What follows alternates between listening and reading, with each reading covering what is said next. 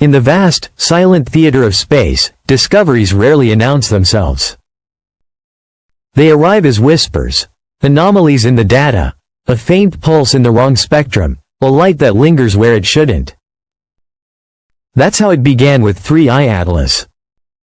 At first glance, it was just another interstellar visitor, like Oumuamua in 2017 or Borisov in 2019. But this one was different.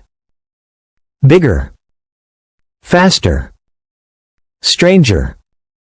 When the James Webb Space Telescope fixed its gaze upon it, scientists saw something that shattered every rule of natural motion.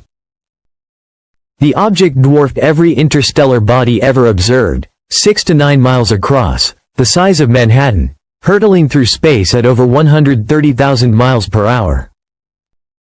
At that speed, even the slightest instability should tear it apart. Yet it remained whole, steady, precise. And then came the true horror, a glow trailing behind it. Not dust, not ice, not sunlight reflecting off debris, but a directed heat signature. Exhaust. Propulsion. This wasn't drifting. It was navigating.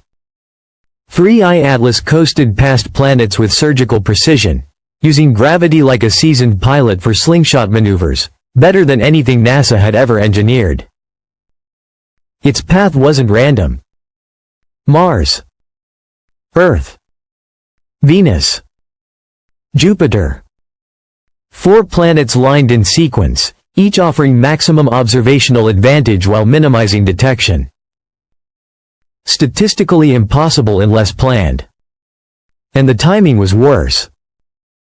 Projections suggest Atlas began its journey 8,000 years ago, exactly when human civilization first rose from the dirt, when we built cities, forged language, discovered agriculture. If it was sent, it wasn't by accident. It was in response. Webb's infrared scans revealed periodic exhaust bursts every 19 seconds, controlled thrust. But hidden in that exhaust was something stranger. Traces of superconductive elements unknown in nature. Artificial. And the pulses weren't just propulsion, they carried data. Patterns. Prime sequences. Encoded whispers. But the signal wasn't aimed at Earth. It was broadcasting outward, into the void. A log? A distress call? Or a beacon? Soon, Earth itself began to answer. Magnetometers worldwide lit up in eerie synchrony. Migratory birds veered off course. Whales stranded en masse. GPS faltered.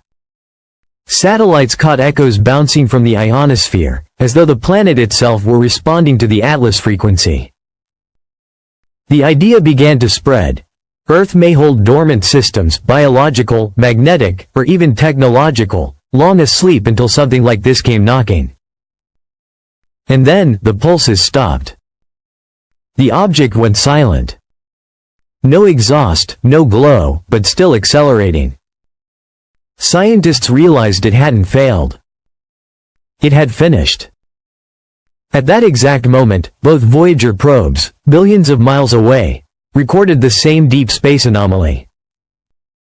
A signal triggered not for us but for something beyond our control.